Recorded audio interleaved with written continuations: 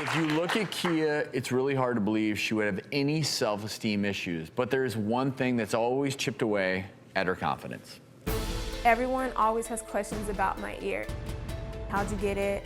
How long have you had it? Does it bother you? And it's just like, oh my gosh, look at me, not it. I first noticed it about 6 years ago. I had gotten my third piercing on my ear. It wasn't really big. I had my first surgery on it. About a year and a half ago, it came back with a vengeance. It bothers me a lot. It tends to itch and get this like pinching type feeling, like someone's pinching it constantly. I spend so much time trying to figure out how to hide it. I miss that part of myself where I would just get up and go. Like my friends would be like, hey, let's go grab dinner, but I don't go. My dating life, I just don't have one. I just know the questions that are coming and the looks, and I just don't really feel like explaining myself. I've allowed it to just take away the fun part of me. I'm really worried that I'm never going to get rid of it, and it's going to be a part of my daily routine for like the rest of my life. Kia is with us today, and it's her lucky day because our good friend and dermatologist, Dr. Sonia Batra, is going to treat her keloid.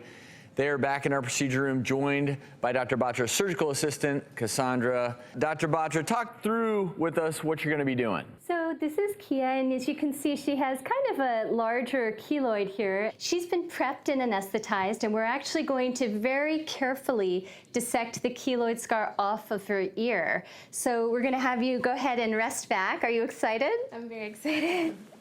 And we're going to go ahead and get started. And like I said, she's been numbed for this and already been prepped with sterile soap. It's so interesting with a keloid. It started just from a tiny ear piercing. Exactly. And then stimulates this tumor-like growth. And that's the deal with the definition of a keloid. It's not just a thickened scar. It's tissue that is grown well beyond the boundary of that initial insult, which was a simple ear piercing. Exactly. This all started with a simple piercing, like you said, and it's much more common. About 10% of people of any type of scar experience keloid scarring, but it's much more common in olive-toned or pigmented people with darker skin types.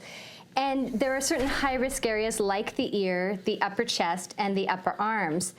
And the important thing to know is, though it is a tumor-like growth, there's no health risk to keloids.